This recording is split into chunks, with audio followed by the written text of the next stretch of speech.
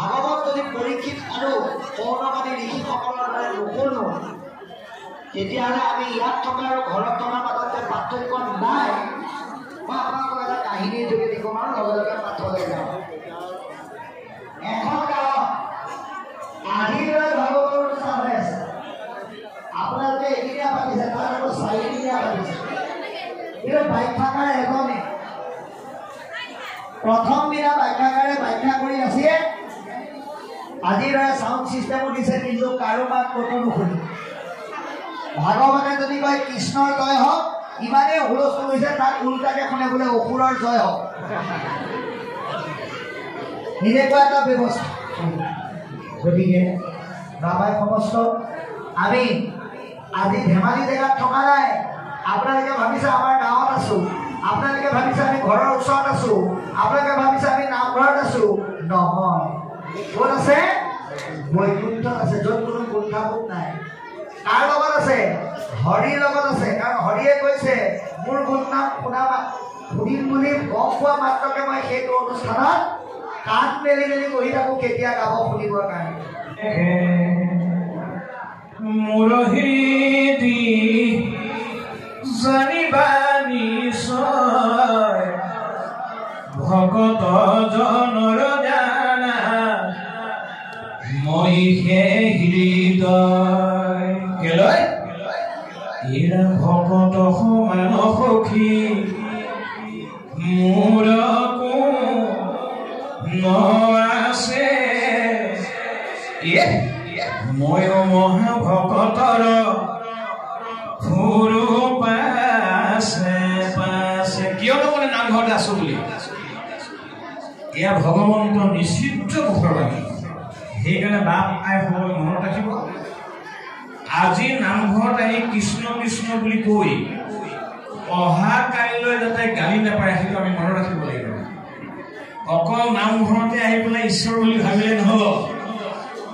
এই ব্যৱহাৰবিলাক আমি ঘৰলৈ নি ব্যৱহাৰ কৰিবলৈ শিকিব লাগিব। তেতিয়াহে আমাৰ ভগৱন্তই ভাল পাব। এইটোৱে কপিলৰ আদৰ্শ। তাৰ পাছত সৰ্বশেষত কপিলে কৈছে না, ভক্তি মই বুজিবৰ কাৰণে 3 প্ৰকাৰ দেখুৱাইছো। সতগুণে মোক পূজা কৰে, ৰজগুণেও মোক পূজা কৰে, আৰু তমগুণেও মোকেই পূজা কৰে। এই 3বিধ ভকতি 3টাকে গুণ থাকে। 3 গুণ 9 হৈ যায় বুলি কৈছে। আৰু 9 গুণৰ পৰা 3টাকে গুণ লাগি পেলাই মানে 27বিধ ভকতি হয়। আৰু 27ক 3ৰে পূৰণ কৰিলে 81 হয় বুলি কপিলে কৈছে। 81 ভকতি হৈছে সগুণ ভকতি, আৰু এবিধ মাত্ৰ হৈছে নিৰ্গুণ ভকতি। এতিয়া সগুণ ভকতি কাক বোলে? এই সগুণ ভকতি ভেদ 81 প্ৰকাৰৰ, নিৰ্গুণ ভকতি এক বিধ মাধৱৰ। এতিয়া নিৰ্গুণ কেতিয়া বোলে? এই ভেদ দূৰ ভৈলে কৰে নিৰ্গুণ ভকতি, নিৰ্গুণ ভকতি কহিলো সম্প্ৰতি। যে আমি সেৱা কৰো দে বা যাক আপুনি সেৱা কৰিব, সেইজনকে আপুনি আমি নিজ বুলি মনতে ভাবিব লাগিব। যাক যতেই নহওক, আমি দেখাজনক সেৱা কৰোঁতে নিজকে অধম বুলি ভাবিব লাগিব। অধম বুলি ভাবি পেলাই যি সেৱা কৰে ভগৱন্তই সেই সেৱাহে গ্ৰহণ কৰে। সেইকাৰণে ভগৱান কৃষ্ণই সৃষ্টি নহওঁতেনে বেদৰ কথাখিনি যে ব্ৰহ্মা কৈ আছিল, সত্য ত্ৰেতা দ্বাপৰলৈকে ব্ৰহ্মাৰ বৰ বেয়া লগা নাছিল। কিন্তু সত্যৰ ত্ৰেতা দ্বাপৰৰ পাছত কলি যুগৰ বৰ্ণনা দিওঁতে ব্ৰহ্মাই আচৰিত হ'ল আৰু প্ৰতিবাদ কৰিছে। ব্ৰহ্মাক কৈছে, হে ব্ৰহ্মা, মই কলি যুগত অন্ত্যত্য কুলত জন্ম হব। ব্ৰহ্মাৰ প্ৰশ্ন, কিয় ইমান উচ্চ কুল থাকে, কিয় আপুনি অন্ত্যত্য কুলত জন্ম হব? বিৱৰি পেলাই কথাখিনি কৈছে যে কলি যুগত তিনিটা জাতিয়ে মোক পোনপটীয়াকৈ উপাসনা নকৰে। কোনে কোনে নকৰে?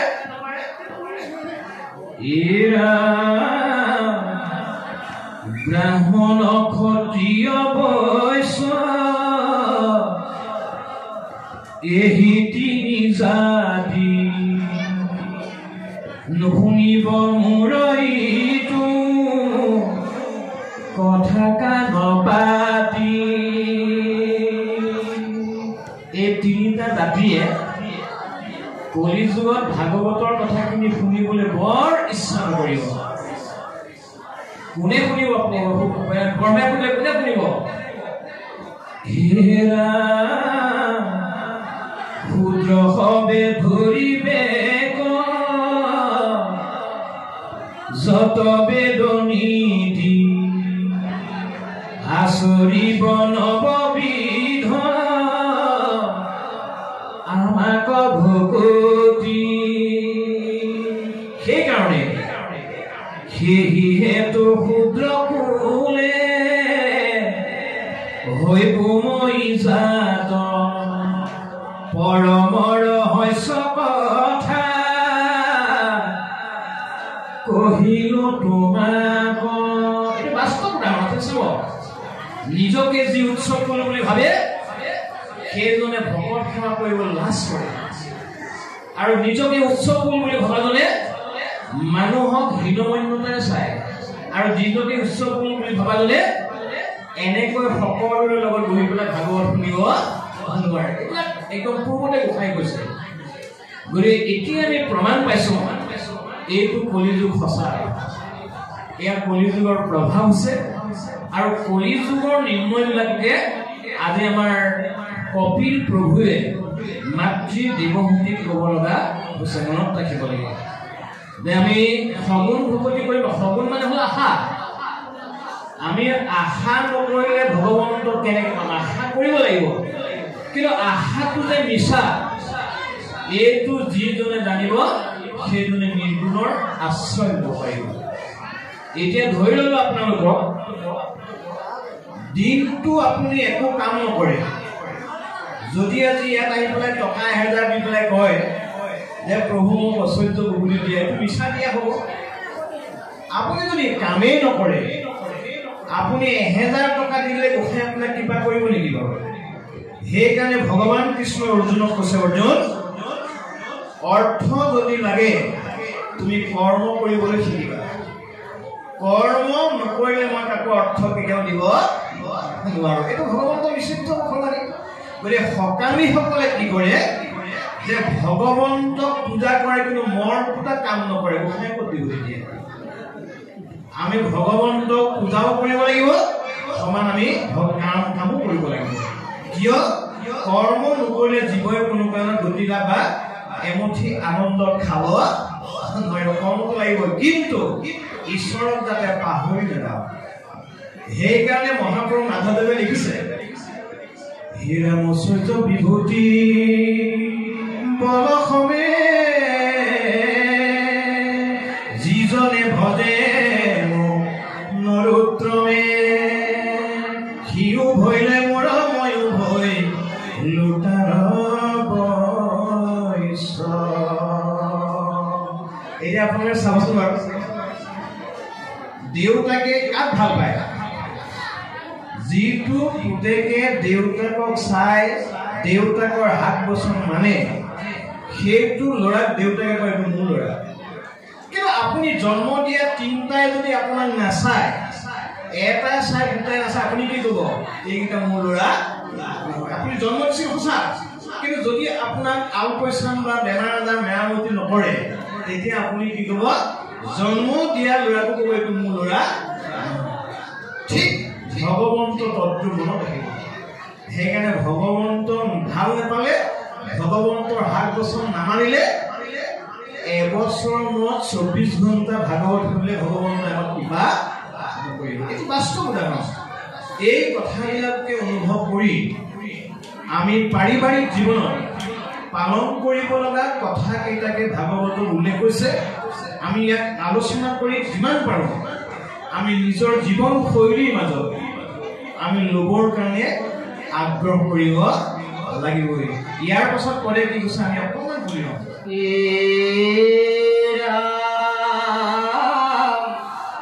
শুনিওক সভাসদ তৃতীয় স্কন্ধৰ পদ বুজিওক ভক্তিৰ নিৰ্ণয় সগুণ ভক্তি যত কৰিতাংক পৰিহাৰ নিৰ্গুণক কৰিও আশ্ৰয় দেখাকে ন কৃপা কৰি আপুনি কহন্ত হৰি গোবিন্দ ভকতিক কৰি না ভাগ ইয়েতেকে নিৰ্গুণ ভক্তি ধৰি দৃঢ় কৰি দেৱ ঈশ্বৰ পাই বালাগ ৰামে নমো নমো দীন বন্ধু কৃষ্ণ দেৱ কৃপা সিন্ধু তজু পাৱে পখী লোক ৰণ গুণময় ভক্তিশয় স্বপ্নটো নহৌকমূৰ এহি মানে কৰো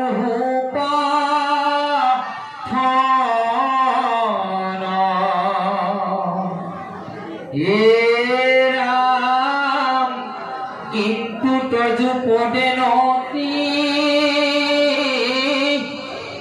একান্ত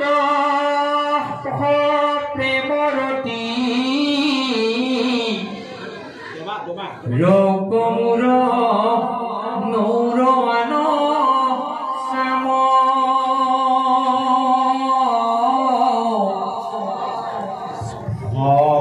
যাৰ যত জন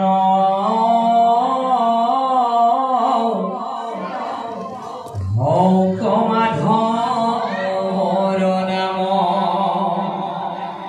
ডাক চাৰি বোলা ৰাম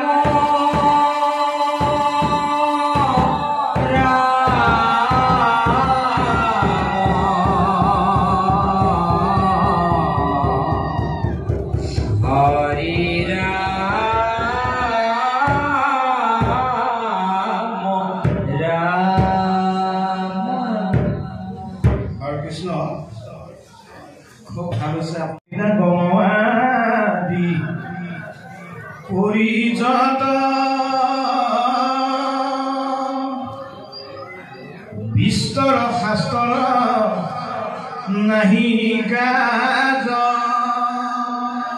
কেলৈ বিস্তৰ তীৰ্থ নাহি কি সুপ্ৰয়োজন এইবিলাক মহাপুৰুষে বৰ গুৰুত্ব দিব লাগিছে।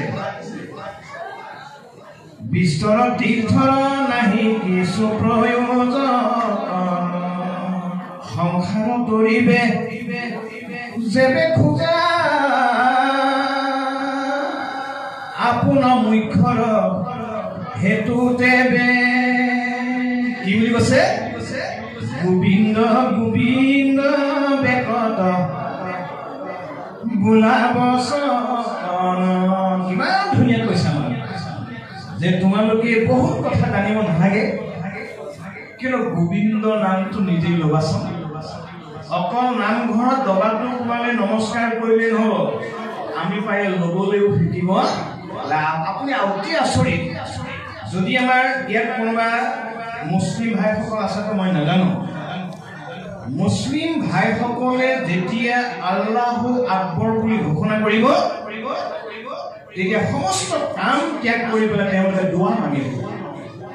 আমাৰ নামঘৰত দবা ফালি দিলেও কৃষ্ণ বুলি ক'বলৈ আমাৰ সময় নাই। এটা আমাৰ বাস্তৱ উদাহৰণ চাবচোন। আমাক বাৰু ভগৱন্তই কেলে ভাল পাব? মহাপুৰুষ শংকৰদেৱৰ অভূতপূৰ্ব সৃষ্টি আছিল দবা। সাংসাৰিক মানুহবিলাকে অন্তত নামঘৰীয়াজনে দবাটো খুব মাৰোঁতে সমস্ত কৰ্ম ত্যাগ কৰি নমস্কাৰ কৰকচোন। ভগৱন্তৰ এনেবিলাক কৰ্ম কৰিও আমি ভগৱন্তৰ নামটো ল'বলৈ পাহৰি নাপাওঁ। আমাক বাৰু ভগৱন্তই কেনেকৈ কিবা কৰিব? হয়তো আপোনালোকে লৈছে বেলেগ কথা, কিন্তু দবাটোৰ মাতটো শুনিও আমি নমস্কাৰ কৰিবলৈ আমাৰ সময় নাই। কিন্তু ভগৱন্তই আমাক কি ভাল পাব কওকচোন? সেইকাৰণে কপিলে কৈছে মা, মনৰ পৰা দুখ সপোনবিলাক আঁতৰ কৰিবলৈ হ'লে ভগৱন্তক তুমি ভাল পাবলৈ শিকিব লাগিব। ভগৱন্তক ভাল পালেও নহ'ব, ভগৱন্তৰ নামটো ল'বলৈ শিকিব লাগিব। ভগৱন্তৰ নামটো ল'লেও নহ'ব, প্ৰয়োগ নীতিবিলাক জানিবলৈ শিকিব লাগিব। এতিয়া কোনোবাই যদি শিৱ মন্দিৰত গৈ পেলাই কৃষ্ণ বুলি কয়, কোনোবাই যদি দেৱতাৰ অন্য দেৱতাৰ আগত কৃষ্ণ বুলি কয়, লাভ নাই। কাৰণ তেতিয়া আপুনি ক'ব পাৰিব কিন্তু কৃষ্ণ তাত নাথাকে। কৃষ্ণ থকা জেগাতহে কৃষ্ণ বুলি ক'ব লাগিব। এতিয়া প্ৰথম ক'ত ক'ব লাগিব? আমাৰ মহাপুৰুষে কৈছে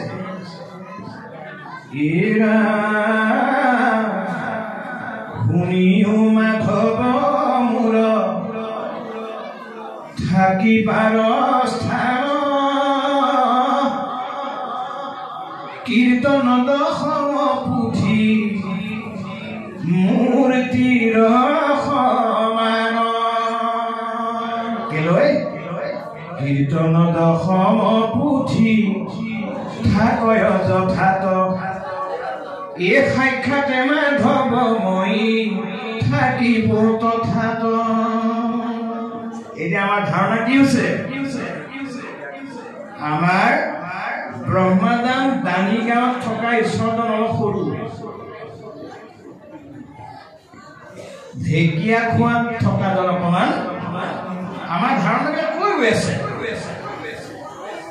আমাৰ ধাৰণাবিলাক মনত ৰাখিব লাগিব। বাস্তৱ উদাহৰণ, আমাৰ দানি গাঁৱত অৰ্থাৎ ইয়াত থকা কৃষ্ণটো অলপ সৰু। চাৰিখেৰীয়াল গৈ অকণ পুজিলে বুলি কোৱা মানুহ আমাৰ নকৰিব আপোনালোকে। ইয়াত যিজন আছে তাতো সেইজনে আছে। আমি ফুৰিবলৈ যাব পাৰোঁ, কিন্তু আমি যদি ভাবি লওঁ এই ইয়াত শৰাইখন দিয়াকে তাত যাওঁ, কপিলে কৈছে নহ'ব। কিন্তু ইয়াতো আছো মই, তাতো আছো, সকলোতে ময়ে আছো। তুমি পূজা কৰাৰ পদ্ধতিটো শিকি ল'লে হৈ গ'ল। এইখিনিলৈকে কপিলে ক'লে। ইয়াৰ পাছত কি কয় আমি পদত অকণমান পঢ়ি ল'ম, আলোচনা কৰিবলৈ ভাল হ'ব। কৃষ্ণ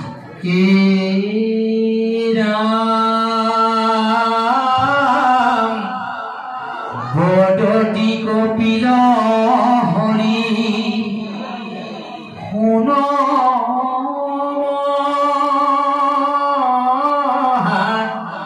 মতি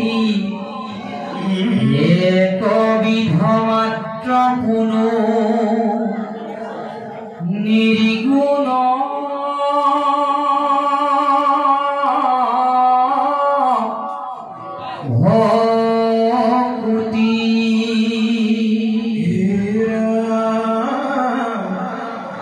জ্ঞান কৰ্মে তীৰ্থে ব্ৰতে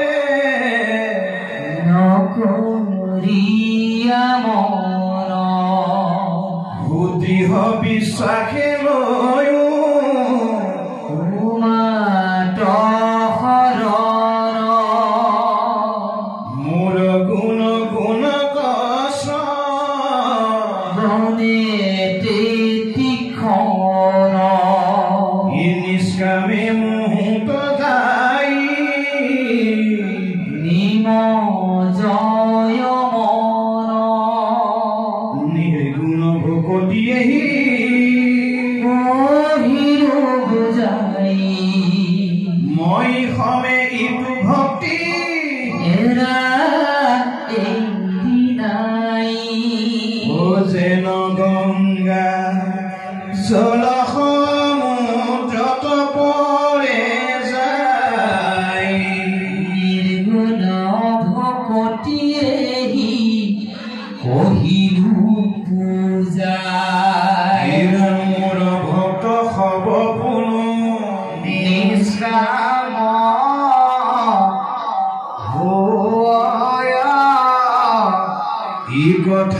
স্বয়ং জানিবা নিৰ্ণয় এৰাম সাময়িক সহিতে মুখ পাঞ্চৰু শিকৰ সাময়িক সমীপ মূৰ সাৰুইপ আৱৰ আমাৰ ভাতৃমণি বিলীনবোৰে অংশগ্ৰহণ কৰি আছে নেপথ্য আমি তিনিওজনে একেলগে পাঠ কৰি থাকি এতিয়া আমাক কি বুজালে আমি বুজিবই লাগিব মনত ৰাখিব আপোনালোকে ইমান টকা খৰচ কৰিছে ইমান সময় ত্যাগ কৰিছে আমি যদি নুবুজো তেনেহ'লে আমি টকা খৰচ কৰি লাভ নহ'ব সেইকাৰণে কপিলে কৈছে মা মনত ৰাখিবা কপিল বদতি মাৱ শুনা দেৱ সুতি কদাচিত নাপায় অভক্তে মুকুতি যে অভক্তসকলে এইকেইটা কাম কৰে কি কি কৰে জ্ঞান কৰ্মে তীৰ্থে ব্ৰতে নকৰিবা মন শুদ্ধিহ বিশ্বাসে লৈও মোতেহে কৰে এতিয়া আপোনালোকে জানি সুখী হ'ব যে ভগৱন্তই অৰ্জুন আৰু মানে উদ্ধৱৰ মাজত 120 বছৰ একেলগে আছিল একেলগত থকা ভগৱন্তক উদ্ধৱে প্ৰশ্ন কৰিছিল যে সখী আপুনি যাবগৈ বোলে যামগে আপুনি ভক্তি কৰা 3টা দৰ্শন দি থৈ গ'ল এটা কৰ্ম মাৰ্গ যাগ যজ্ঞৰ দ্বাৰাই কৰিব পাৰে এটা দিছে জ্ঞান মাৰ্গ পূজা পাৰ্বণৰ দ্বাৰাই কৰিব পাৰে আৰু এটা দিছে নাম কীৰ্তন এতিয়া শ্ৰেষ্ঠ কোনটো ক'ব লাগে এয়া ভগৱন্তৰ ওচৰত উদ্ধৱৰ দাবী হয়তো আমি দাবী নকৰিলেও দাবীটো আমাৰ কাৰণে উদ্ধৱে কৰিব লগা হৈছিল তেতিয়া ভগৱন্তই কৈছে হেৰা জ্ঞান কৰ্ম ভোকতিৰ হৰিলো কহিধেৰ ভোকতি পৰম পন্থ দিলো কৰি চেৰ এতিয়া এয়া মাহ প্ৰসাদ খাবলৈ পঢ়িলে নহ'ব আমি ইয়াৰ পৰা ল'ব লগাটো কিন্তু ল'ব লাগিব সেইকাৰণে কপিলে কৈছে মা এই 3টা মাৰ্গৰ ভিতৰত শ্ৰেষ্ঠ মাৰ্গটো হৈছে ভকতি এতিয়া ভকতি কৰিলে কেনেকৈ লাভ হয় ইয়াত 1000 জন কবি বহি আছে 1000 জনেও ঈশ্বৰৰ নামটোকে ল'ব কিন্তু অন্য কৰ্ম কৰিবলৈ আপুনি 2জনে মাত্ৰ তেওঁ পূজা কৰিব যিজনে আহুতি দিব আৰু যিজনে মন্ত্ৰ পাঠ কৰিব কহিলো আপোন মুখে নিজ ধৰ্ম জগ এই চাৰিভাগে অকণমান বিষয়টো বুজাই দিবৰ কাৰণে মই বিনীতভাৱে অনুৰোধ জনাইছোঁ বাৰু কৃষ্ণ আমি এটা কথা উপলব্ধি কৰিব লাগিব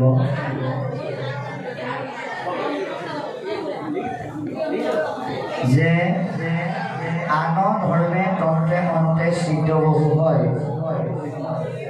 ভাগৱত ধৰ্মে নাহি শিষব সংশয় এতিয়া আপুনি আমি ভাগৱতৰ দৃষ্টিভংগীৰে নিজক চাবলৈ যত্ন কৰিব লাগিব যে আমি কোনটো যুগৰ সন্দিক্ষণত আছো সমস্ত ভূততে মুখ দেখিবে কমনে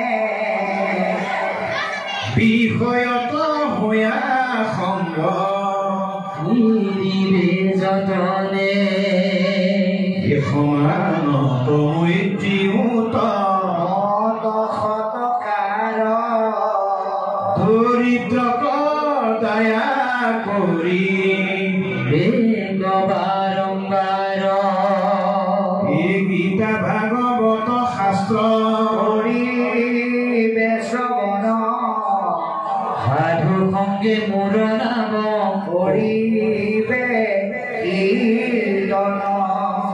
বাৰু কৃষ্ণ, আমাৰ ইমান সময়লৈকে বহু কথা ভাগৱতে আমাক কৈছে। আমি নিজক প্ৰশ্ন কৰিব লাগিবই যে এই কথাকেইটা আমি পালন কৰিছো নে নাই। মানৱী জন নহয় ৰূপে গঢ়া, সোণৰ নহয় ৰূপৰ নহয়, নহয় বিনা গঢ়া মানৱী জন ই যে দুদিনীয়া। বহুদিন জীয়াই আছো, কিন্তু জীৱনৰ দিন মাত্ৰ দুটা, এটা হ'ল জন্ম, এটা হ'ল মৃত্যু। সেইকাৰণে কোনোবা এজন দাৰ্শনিকে কৈছে জন্ম নামৰ ষ্টেচনটোৰ যোগেদি জীৱন নামৰ ৰেলখনত উঠিছা যেতিয়া মৃত্যু নামৰ ষ্টেচনটোত কিন্তু নামিবই লাগিব। কোনোবা আগত নামিব, কোনোবা পিছত নামিব, নমাটো কিন্তু খাটাৰ। সেইকাৰণে কৈছে যে অৱজ্ঞা নকৰিবা, সময় অতি গতিশীল, অপেক্ষা নকৰিবা। আমাৰ বহুতে অপেক্ষা কৰে। কেনেকৈ অপেক্ষা কৰে? ক'ৰবাত যদি ভাগৱত হয়, ওচৰজনক সুধিব তোমাক ভাগৱতলৈ মাতিছে নাই? মোক মাতিছে, মই পিছে নেযাওঁ। তুমি যদি নোযোৱা ময়ো নেযাওঁ, এনেকৈ বুলি ঘৰলৈ গুচি অহা মানুহ আছে। ভাগৱতে কৈছে তুমি ভুল কৰিছা,